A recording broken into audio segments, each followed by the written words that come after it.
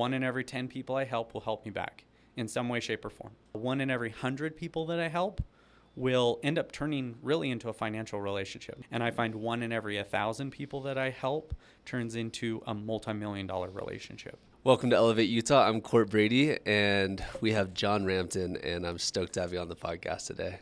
Hey, I'm excited to be here. You are the CEO. Is it calendar.com? Mm-hmm. You're the CEO of calendar.com. It's a calendar booking tool. Yep. Book meetings, do your calendar.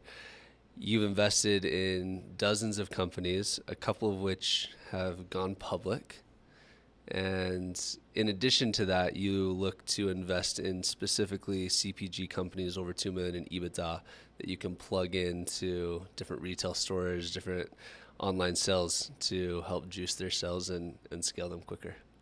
Correct. So investor plus operator. How do you choose between whether you want to be an investor or whether you want to grab this thing and sink your teeth in? Yeah, usually I'm only investing in companies where I can sink my teeth into, where I can use kind of my unfair competitive advantage to the company's benefit and, where I can grow it. So. And what's your unfair advantage? I'm pretty good at organic SEO, marketing, both through paid channels as well as like Amazon, a few other, basically being found online. And how do you, I think my first question, probably everyone's first question that is ignorant to this space is how do you compete with Amazon? Like how do you sell on different channels outside of Amazon? I mean, there's lots of different channels outside of Amazon. There's a bunch of stats out there, but one that comes to mind is about 70% of all online searches for products start on Amazon. So if you're not there, you should be there. Competing on Amazon, you have better descriptions, better images that point, capture, draw people's attention to those photos. So you do that, and then you have different hooks to bring them back. For example, inserts into your packages, as well as retargeting to those people that you know are customers and trying to translate those into direct customers to your website. There's other places like Walmart online, eBay, Overstock, as well as lots of retail presence. Can I just ask some big questions to start off with? Yeah. Like, Dive in. I love this space, and I'm so ignorant on this space, the marketing side specifically for CPG. My company is B2B fintech service company, so it's like totally different space. Marketing to banks, there's only like 5,000 or 6,000 people in the total world that would be potential clients of ours. So the targeting to marketing is significantly different than what it is that you do. I see so many influencers that are like in the space of, hey, I'm an influencer, I have a following, now I want to go create a brand, and they see that as their segue to building a company. What's your take on that modality? Which specific modality in that? So I think there's one my wife was telling me about Divi. There is that a hair product? Divi HQ. Not Divi that sold to Bill. The Divi that I think is a shampoo product was started by an influencer who leveraged her online influence to be her marketing engine to sell products. Yeah. So what's that approach versus what it is that you do? You're not dependent on any type of influencer for these products that you're doing. I do like influencers. I actually love influencers, but I'll partner with some of the best companies out there who have relationships with influencers. I have tried and tested out many different agencies, literally hundreds in the influencer space. There's like 3 that I'll recommend that I have spent legitimately probably, not myself, but companies that I've been involved with, like $50 to $100 million through influencers, and I'll just pass them along to those agencies. If you're not doing influencer stuff, there's a lot like in meta ads. There's agencies who do very amazing at that, and there's people that really suck at it. So finding the right partner who's very, very good at that is key. Now, finding a person who's very, very good at Meta and Instagram is very different from a person who's very good at TikTok and the strategy behind TikTok. They're not the same because they're social media. Correct. It doesn't fall under the same umbrella. But every agency thinks they can do the same. Got it. They can do well at both of those. I've never found one agency that does, that is an A at all 3 of those. Can we walk through a little case study? Yeah. Sorry, I just interrupted you. Finish that thought. No. I mean, it's the same with, Google ads. Not everybody's created the same. Also, some things are going to work better for certain products than other products. So you also have to keep that in mind as you're doing it. Kind of have to throw a dart at the wall or spaghetti at the wall and see what sticks. It's the same in doing all these. I usually recommend like $5,000 budget over the course of 3 months for each one of these different platforms, throwing spaghetti at the wall, seeing what sticks. But next is having the right partner, optimizing that partner. Any partner should be able to get you to ROI positive. So a return on you're spending $1, you're at least bringing in $1. If you're doing that, then it comes down to an agency finding the right one. You may never find the right one, but there are a lot who are very good at specific things. Like some are good at hair products. Other are good at, selling water. Other are good at just different things. Got it. Okay, so let's say you invest in a company and they're at $2 million in EBITDA. Give us what's the widget that they're likely selling? Like, what's your bread and butter? Oh, I'm all over the place. I've invested. One of my latest companies is like a flashlight company. Okay, flashlight company. So, yep. Flashlight company doing $2 million in EBITDA. Did they have this significant marketing budget and plan before you started working with them? No, that company specifically, I came in with a group and we purchased the company. So we didn't just invest in them. We bought the majority interest in the company, but they were not doing anything in the marketing space. They so were just pure all retailer. word of mouth. They were all retail. Got it. All retail, 100%. 90%. So we looked at some of their presence, their Amazon presence, and we're like, company is managing that I don't think is doing the greatest job, and I think we can 10x that, maybe 20x that. We're like, okay, there's, the images are completely wrong. There's one image of every single product, and people want like 50 images and a couple videos. And next was descriptions. So the title description of the product, was like this flashlight dash the number of it. And it's like, no, like put the number down, the SKU information down in the thing, write about it, talk about its benefits, talk about it, what it does, how many lumens, all these different things. Rewrite the product descriptions, make them better, right? Next is getting it out to an audience. We immediately took that out to an audience and said, hey, we send it out to a couple of influencers and said, hey, you write about this stuff, you love this type of stuff. We want you to test this out. And if you like it, keep the product, it's free, it's yours. But if you like it, write about it, great. I would say 3 out of 10 that we send it to actually did something. 1 out of 10 paid back everything. And then those caused other people to purchase it, which caused more reviews. Again, 1 in 10 ratio will come back to review if you push them. It's really probably only like 1 in every 80 people actually review it. So we push reviews very, very hard. Once reviews, especially on Amazon, if you can keep it above 4.6, you're going to be in golden land. If you keep it above 4.4, you're doing great.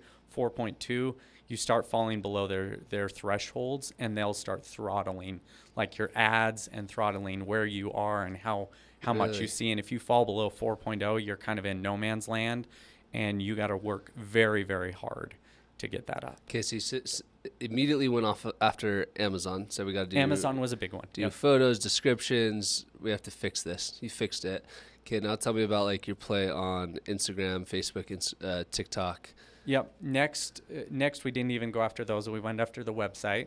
We started fixing the title tags, the meta descriptions, the images, making sure that they were actually set up for Google and like ChatGPT and a few other things to actually crawl the websites, so that they were set up properly so that people can actually find them online, so that we don't have to pay for every single click and sponsored ad and meta ad just to get people to come back to our website. So a lot of small businesses, I work in the $2 to $20 million revenue space. Yep. So some of those are quite a bit smaller than $2 million in EBITDA. Yep. As they're trying to get into these markets, somebody that's like, okay, I have a $500,000 a year company, flashlight, like how am I ever going to win that SEO? How do you suggest that they play that game from backlinks and that side of their website? Yeah, start tackling one thing at a time. Just like I tackled Amazon, it didn't start with tackling 400 SKUs. It started with tackling our top 10, really working on those, optimizing those, and then taking the next 10, then the next 10, then the next 10. And that took us months to do. It wasn't like we did this day one. It was, we optimized 10 at a time. And we just focused on making those the best possible, then started doing sponsored ads, started doing sponsoring, started getting, money rolling in for those products, our top products. And then we moved to the next, then the next, then the next, then the next. I think people get overwhelmed when they're looking at anything they do at work and they're trying to tackle this huge, large problem versus just focusing on, hey, let's focus, even if it's just one. If you're a business, focus on one thing at a time. Focus on it, nail it, and then scale it up and start doing it with other products. Dude, I love that. And that's such good advice for me. We're building a platform right now that takes strategy and execution and ties them together within an organization. Yeah. And this morning the conversation is like, okay, who do we focus on? The CEO and the C-suite who's putting the strategy together and their ability to use the software and manage strategy within it? Or do we focus on the individual contributor at the bottom of the organization that needs this reporting and feedback scorecard on a regular basis? And we're trying to do all of it. What did you do? Or what are you going to do? We focused on one specific metric, and I say that, but we have a secondary metric, which is, okay. But the one single metric is the number of unique weekly users on the platform. And we're going to be able to juice that by having simplicity in the individual's scorecard for frontline employees. So that's who we decided to serve. We need to nail that. And it's similar to us. We just focused on our top producing products first. Very similar to you, those clicks or whatever it is, the top. And then you work your way down. You mentioned Google search. So many people are searching on ChatGPT. Is that messing up marketing strategy or like when I search for something, I say, hey, tell me the best flashlight, but I'm searching for it on ChatGPT. I just did this with the TV. Hey, I need to replace this. My TV broke. Which one should I get? I was never on Google. How's that affecting your space? Definitely in impacting the search space. Overall, right now, I think people are thinking about LLMs, ChatGPTs, that a little bit off. I would say overall traffic on every single website I own and everything is down, right? Because ChatGPT is taking away. Interesting. It's taking away you as a researcher.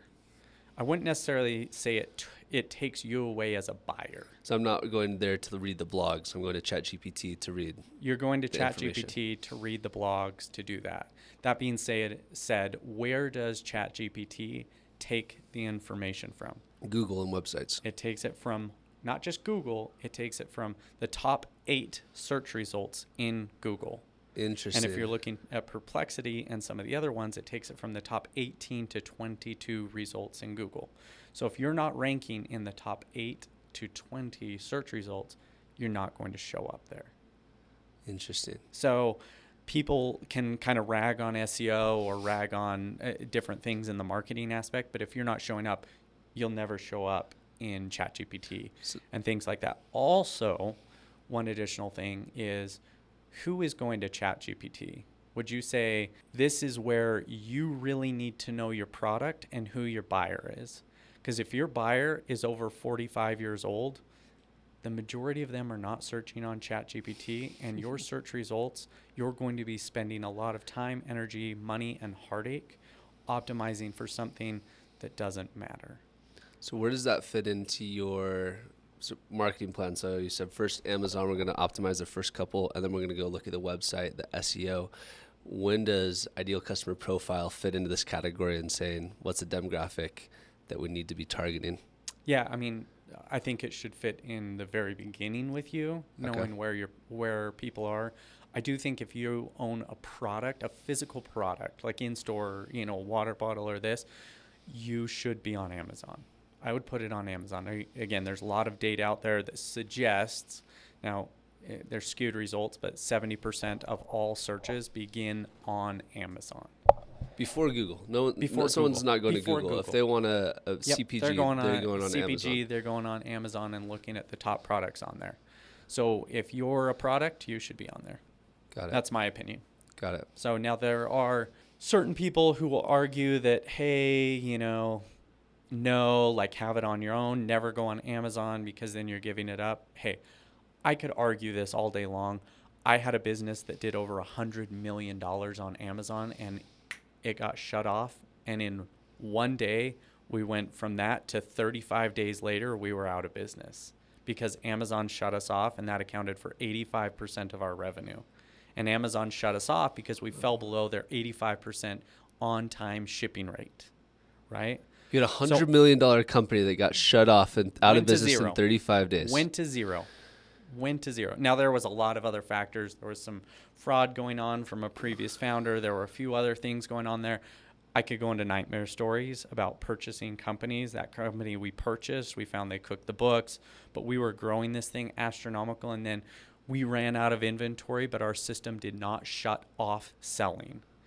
And we sold 38,000 of these Christmas tree bags. All while people were on vacation, Christmas thing. So we came back the second or third day in January, and we'd oversold by 35 to 40,000 of these bags.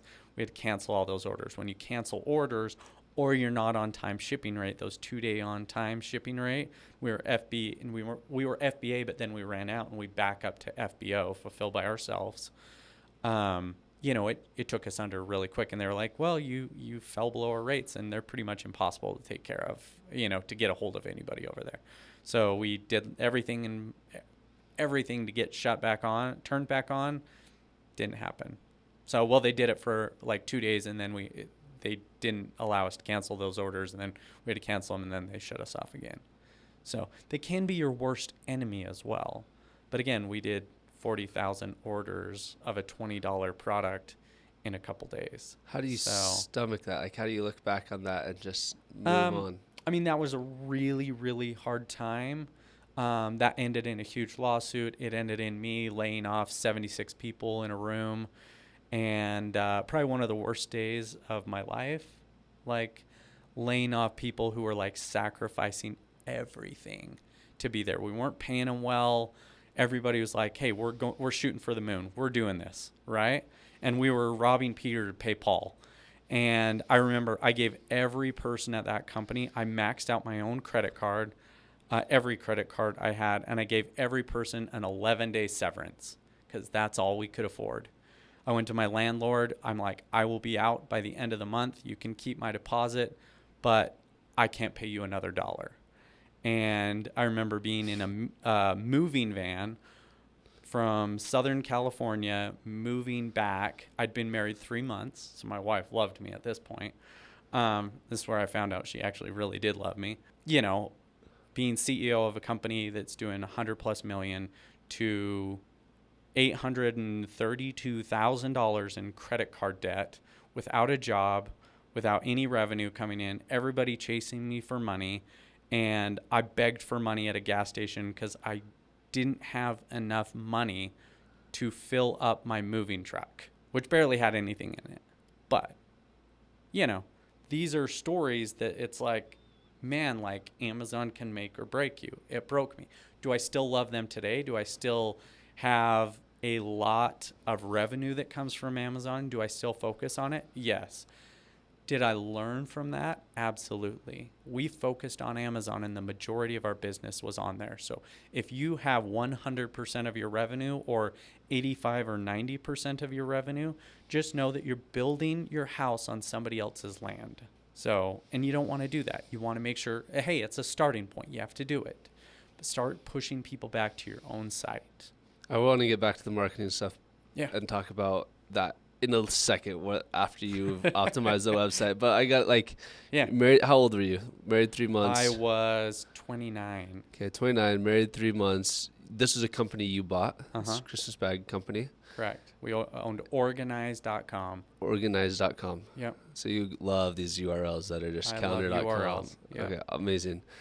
And you went from 100 to 0 in 35 days, and had 800,000. Is that what you said? 832,000 on credit card debt. Where do you go from there? By the way, I will say one other thing. I want to put this out there. This is a really funny story. If any of you are going in this and you have warehouses, so those people, how people put out signs, warehouse sale and stuff like that? Yeah. So we put out those, we had to get rid of. Well, it was on Monday, and I had to be out of our warehouse on Friday. right? Out of our warehouse. It was the end of the month. It was the 31st of the month. We had to be out of that warehouse. So I put out a sign on the street, 2 streets, because we were kind of on a corner, and I put warehouse sale, going out of business, everything must go, and up to 90% off everything.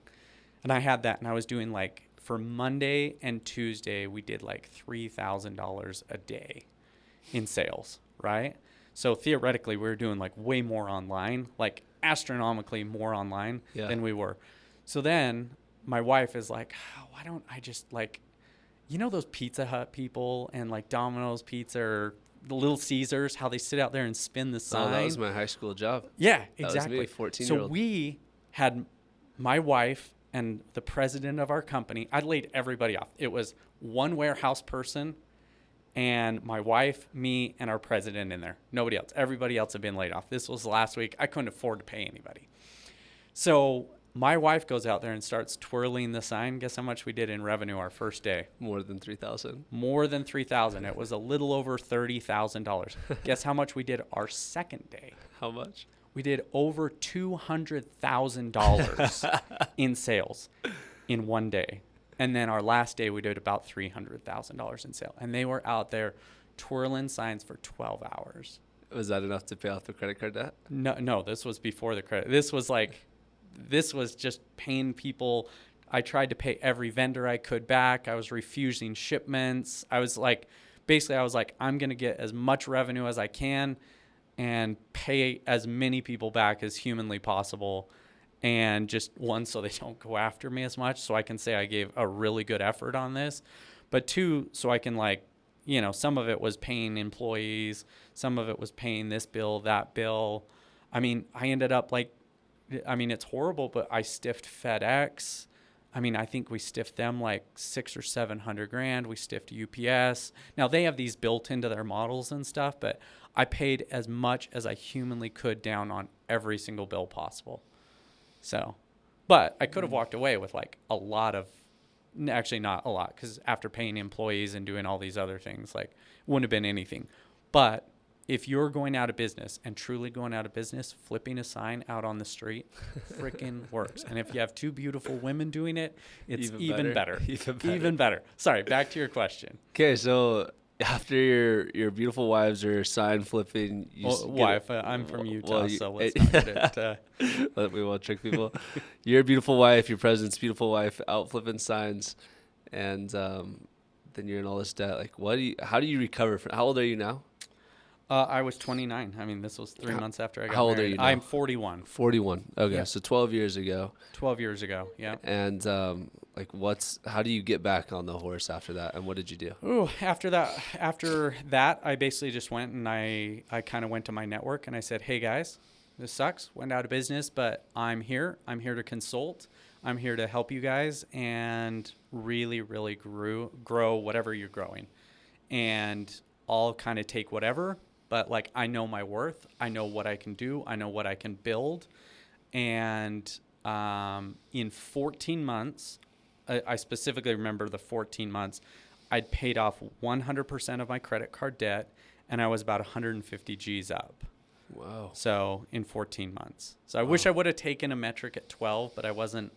I might have been down at 12 still, but I was up at 14 months. So, I mean, you made over 7 figures in 14 months. So correct. Did you have ownership in something, 100% No, commission? Like, that's not a salary. That was me just going and being like, hey, I'm going to help you grow this. I'm going to take a percentage of whatever I do and the up on whatever I do. And I am going to bring you in astronomical amounts of sales. And I started doing that with probably 10 or 15 different companies. And I started really, really growing them. I started growing them mainly at that time through organic search.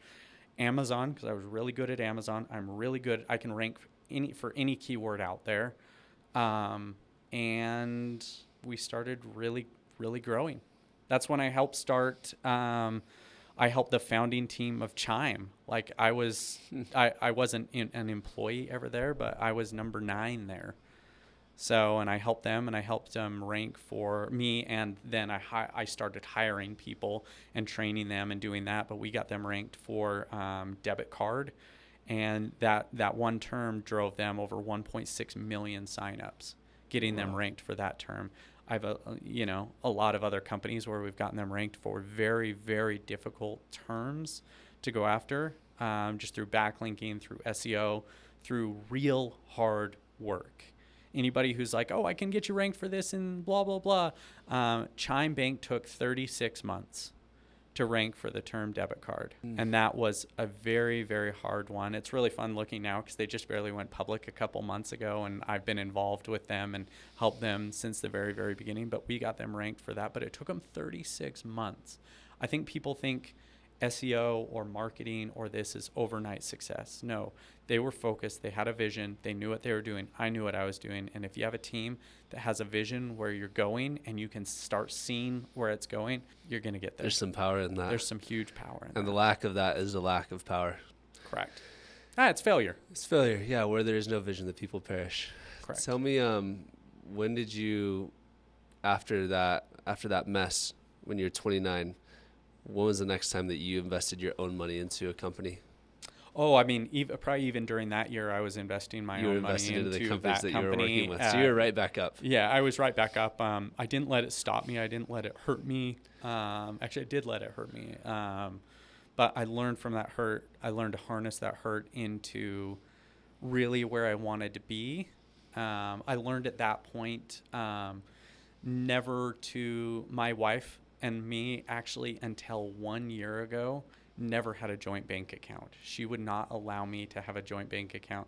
And she always kept 1 year of 100% of our expenses in cash in a checking account. Not even invested. Like, it's so stupid. But she would not let us have a joint banking account because she knew I had no control and I would take it all and push it and gamble it into something that I know would work. Tell me what that means to harness your hurt. Harness what? You said I harnessed my hurt. Oh, I harnessed my hurt. I figured out what was deep inside of me and some of the pain that I'd experienced from laying off a lot of people and kind of being a disappointment to them, but mainly to myself. And I said, that's not going to happen again. I'm gonna make something. So, and it has happened again, but I haven't allowed it to dictate my life like it did then. So now we have like a budget. We have you and your wife or your business? My wife and myself, as well as my budget. I a couple years later ended up meeting a business partner that I'm still business partners with today. We're going on like 10 to 12 years. And he is very, very money conscious and like never invest in anything unless we 100% guarantee we're going to make money. And I'm like the run and jump off a cliff. So we even each other out really, really well. But it's good. That sounds like my co-host who's not here today. He is the let's go run and jump off the cliff. And I'm like, wait. Where's the parachute? Where's the landing? What are we doing here? And he's like, oh, bro, we'll figure it out. Let's go. Yeah. Let's rock. Yeah, exactly. And it's a good combination. Okay, so going back to the marketing side, figure out Amazon, figure out the website. Then how do you know if you jump into which social media platform, or is that not the next step? I mean, I like going after the website, making sure that's dialed in. And then next would be testing out, probably blanket testing across Facebook, Instagram, could be Pinterest, could be TikTok, could be that, depending on where you think your audience most likely is. What does blanket testing look like in terms of blanket execution testing is taking budget? $20,000 and spreading $5,000 per network. All at the same time? Over the course of 3 months, all at the same time. $5,000 every month? I would do it more like $1,500, and then $500 for random odd, ups and downs and with going $5,000, over budget. you can say this is a good or not good platform. I think it's a good enough to say as a test, really? To say this is a better option than that. Let's focus our next 3 months on this one or two platforms. Got it. So I don't think it's a good enough test, and your customers don't do the test during the middle of Black Friday sale because you might waste a lot of money. Don't do it, January 1st and think that you're going to have a positive ROI. Be realistic about it and look at trends that happen and purchasing behaviors in your industry. Know that, from December 20th to January 31st isn't the best purchasing time.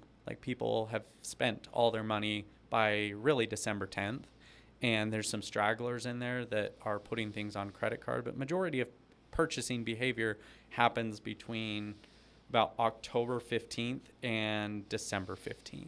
Mm. And then there's back to school, but it really depends on who you are. Like, we sell flashlights, so we will have heavy times during tornado season and hurricane season, where we will just have massive spikes in the amount of flashlights. It's like, if I looked at that data and I'm like, yeah, let's make an impulse decision on that's when we should spend all of our budget and push really hard, we might miss a few things. Do you guys do the opposite? If somebody comes in, they have all of their digital marketing done, but they're not in any retail stores. Yeah. Do you do that as well? Mm-hmm. You specialize in that? For sure. I wouldn't say I specialize in it, but I have people on my team who are really good at it. Do you feel like if a company says, okay, we're at $2 million in EBITDA, I don't necessarily want to sell it, I don't even necessarily want to change the cap table, but I do want to juice our sales through marketing efforts. Mm-hmm. Can they do that by hiring an agent, like a fractional CMO, or do you feel like they need an in-house CMO because it's such an integral part and attached to every other part of the business? I think a fractional CMO is just fine. Can do it. I think it saves you money, potentially. I like going with fractional CMOs, aka using multiple agencies sometimes pit them a little against each other to perform. Really? And do you pay them based on performance? Yeah, sometimes there's a little bit of a base and then performance based. There's a lot of really good agencies that'll do semi-performance based. They'll have you need to pay us $2,000 a month plus 6 to 8% of our sales. There's also people in the retail world where it's like, I'll take 2% commission on everything I get into retail, and if I can get you target, that's going to be over the course of 4 years, like anywhere from $2 million a year or 600 per quarter to $2 million per quarter, and I'm going to take 2 to 3% of that for the next 4 years. It's a win for everyone. Can you figure out how to get good to-go bars in Walmart? I freaking love those protein bars, or the refrigerated ones. I'd have to go into Walmart and see what's in there. They don't have it. It's so annoying. No. See physically what's in there. Sometimes retail is dominated by certain brands, and sometimes it's easier for you to go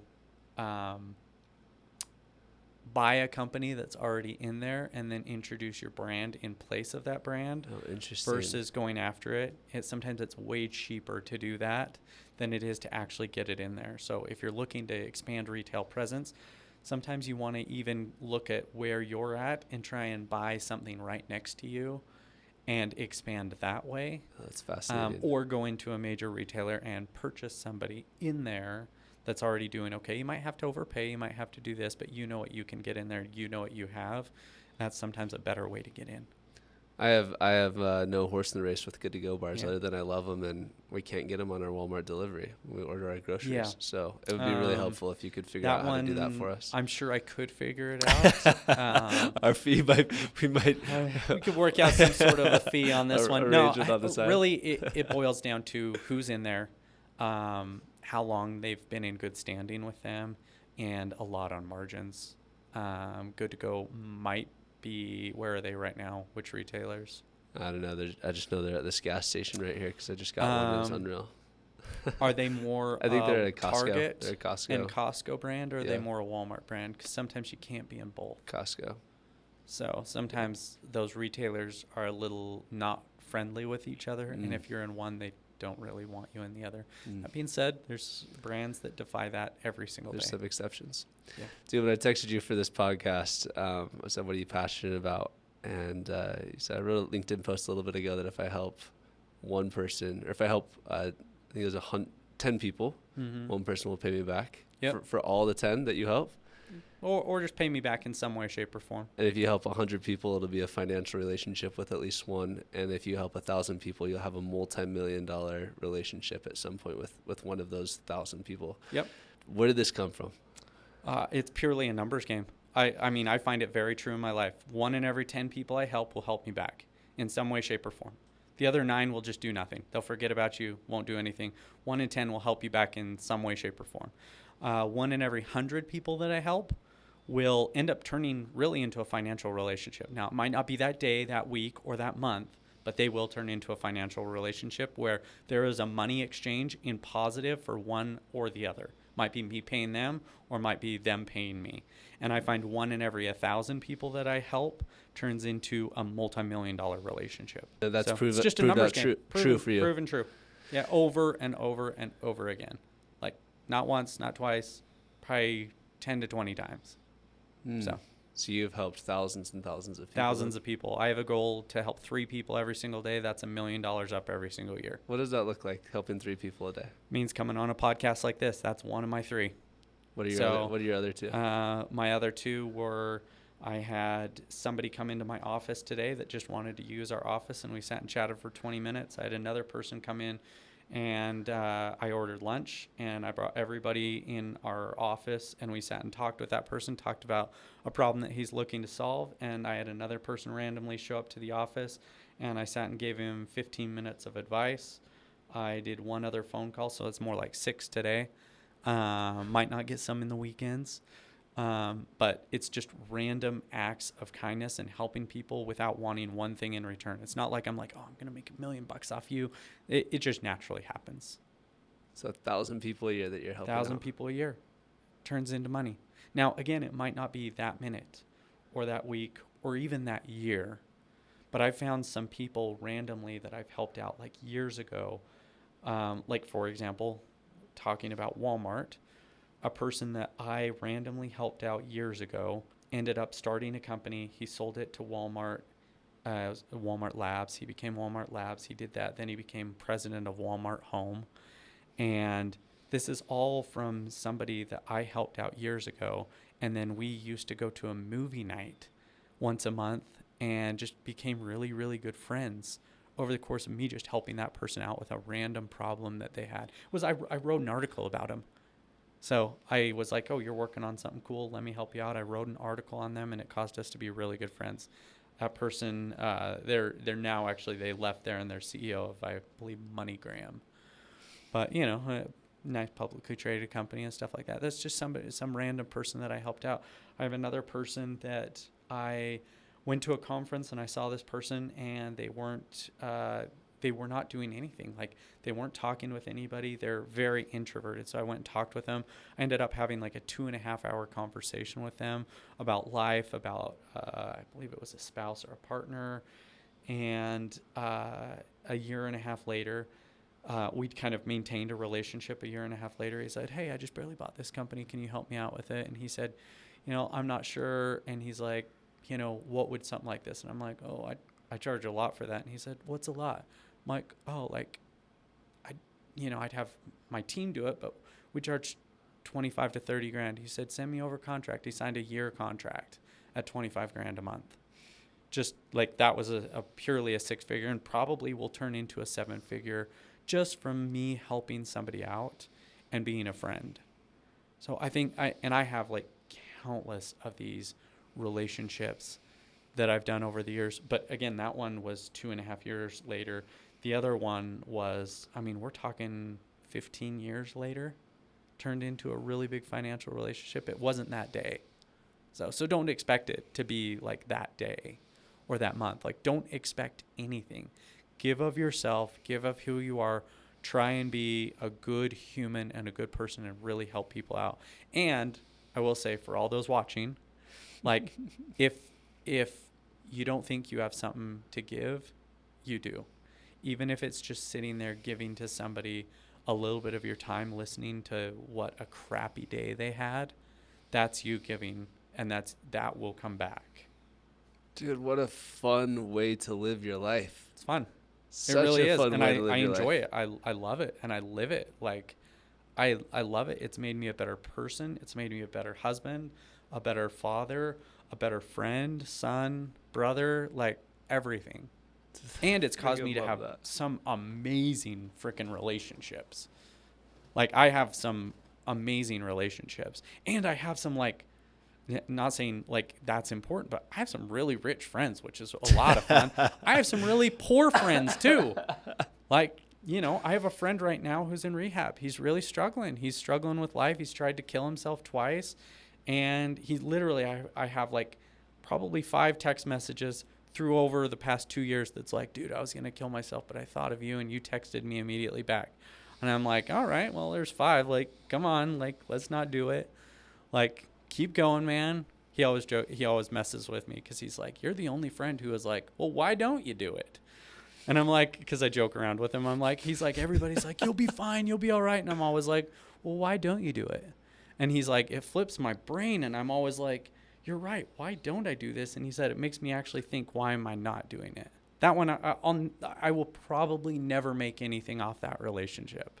But I enjoy it because it brings me peace. Also helps ground me. When did you first have this realization? Like 3 people is very specific. You're very intentional about this.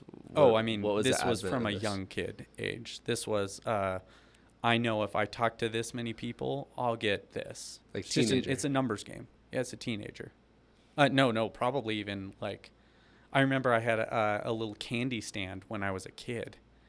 Like, and I had a candy stand. It was right across from the elementary school. I rented this dude's garage. So, if you are location. Yeah, it was location. And I remember knocking on this dude. I was carrying it in my backpack, and I had this little table, and I was like, man. So I went to every neighbor, and I was like, dude, can I store my stuff in your garage? And I had this guy. This guy. His last name's Ballard. He's pretty popular here in Utah.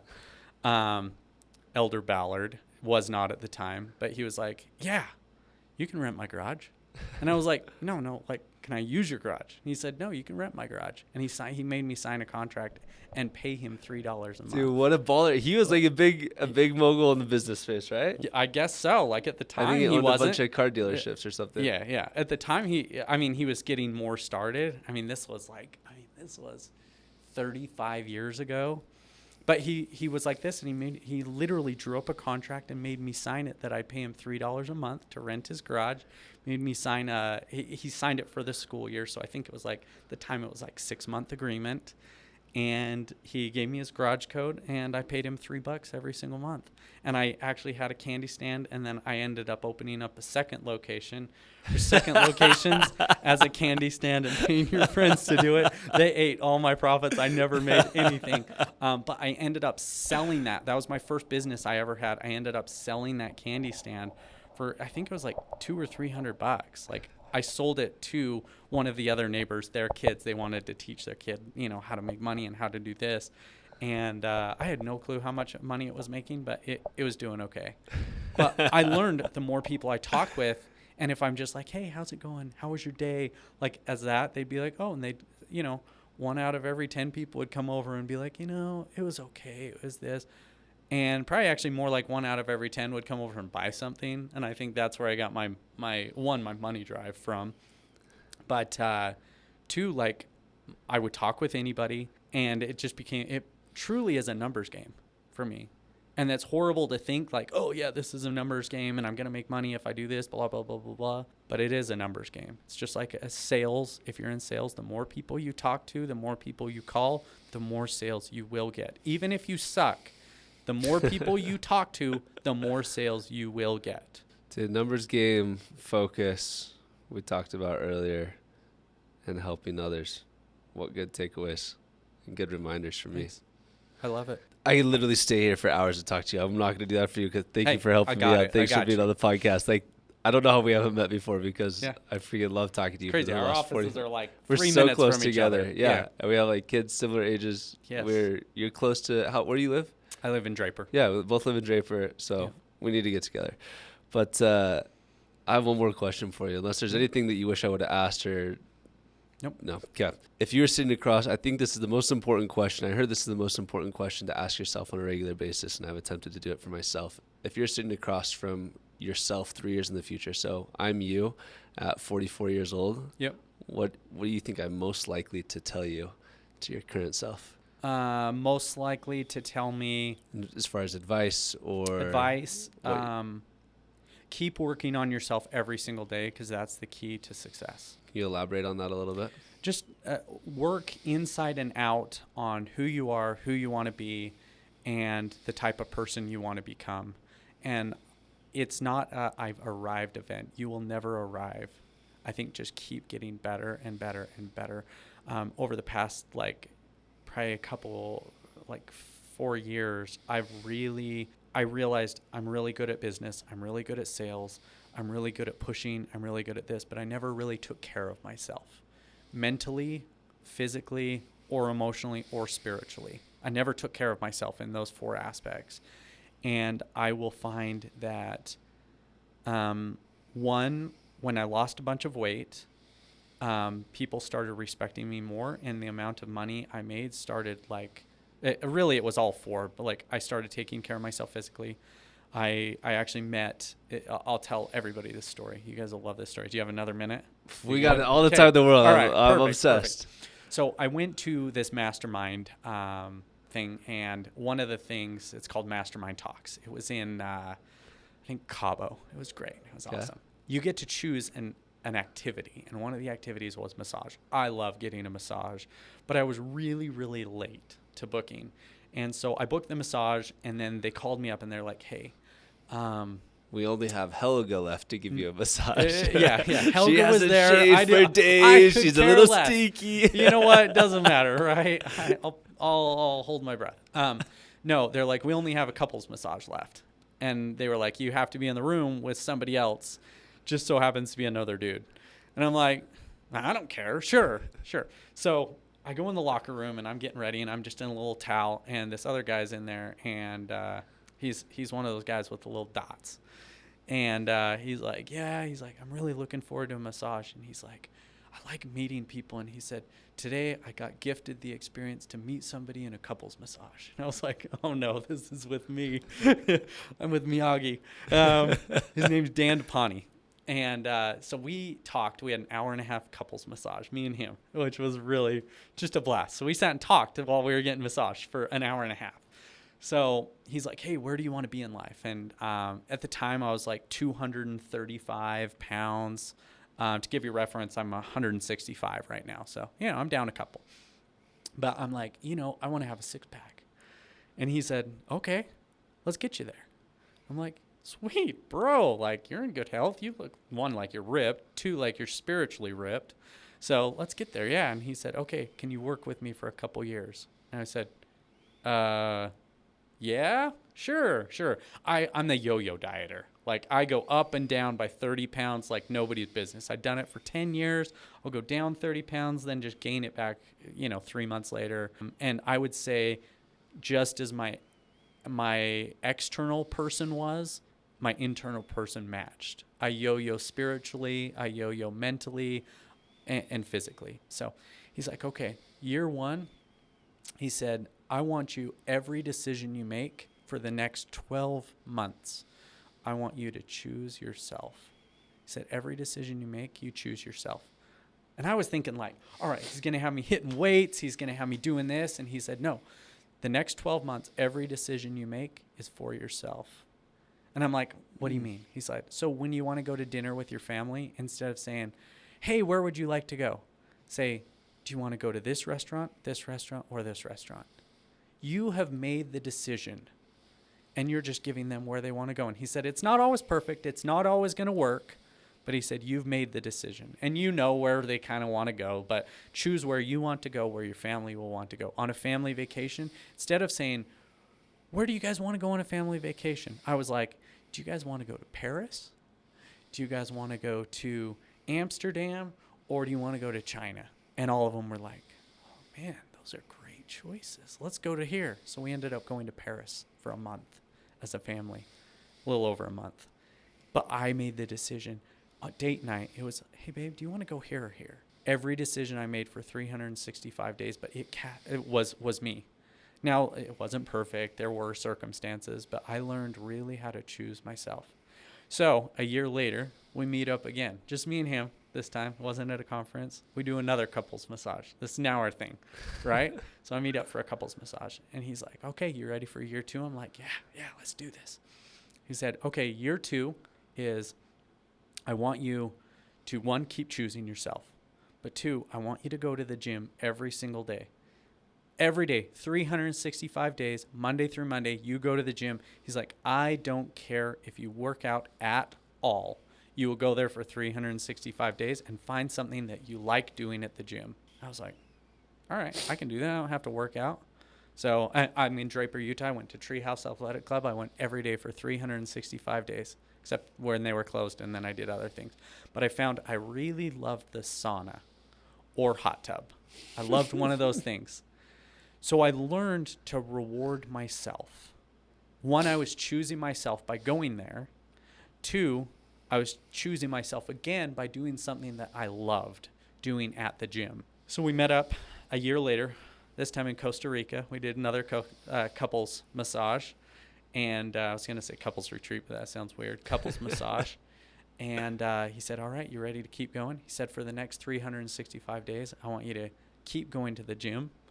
But he said, I want you to give me 15 minutes of hard work. 15 minutes of hard work, that's it. And then choose yourself, and you're going to the gym already, right? But you're choosing yourself, you're giving me 15 minutes. And then, he said, then you've already got this habit going of going to the gym every single day. And you found something you love doing, so have that be how you end every single day. So it's in a positive. So you're creating this positive experience. I'm working, I'm pushing weights, I'm struggling for 15 minutes. That's it. And then, in addition to this, I don't want you eating after 7 o'clock. I said you can drink as much as you can, no calories, water only, but no eating after 7 o'clock. Can you commit to those two things? And I did those two things. And man, that year I lost around 45, almost 50 pounds of just fat off my body. And I started like getting semi-ripped. I mean, I have a for sure a 2-pack, but maybe a 4-pack, right? And then this past year that I met with him, he said, all right, let's keep doing that. And then I want you to introduce one healthy meal a day. So he said, eat one like completely healthy meal every single day. And I do that every single day. I eat a healthy meal. So usually I semi-intermittent fast in the morning or a protein shake, and then lunch is almost always a perfectly healthy meal, and then I kind of eat whatever I want, and then I'm done by 7. But this not as only has focused like one, getting my body in a better shape, and I've found things that I do and I love working out and I love doing this, but it's also like helped me mentally to become a much more regimented person, but a better person, because now I've started, once I figured my physical out, then I started working on my mental. I started like meditating. I started actually doing breath work. I started doing other things that really uplift and build me up, and doing all these things that seem like minor things. They literally take me like less than 30 minutes a day, right? All these things have, one, they've made me a sharper individual. I'm better at business. I'm better at life. I'm a better husband. I'm a far better father. I'm better at like almost everything. I mean, I'm still faltering. I'm still not perfect. I'm still struggling. I still want to do this. But my mental shape is so much better. My physical shape is better. My spirituality is better. And I'm focusing so much better. And then as well, money has 10x since then because I've been able to do things better, sharper, better focus, better energy. And I feel it's made me into a better person. So that person 3 years from now, going back to your question on that, he'd say, keep focusing on yourself and becoming better every single day. This has been amazing. John, thanks so much, man. Happy to.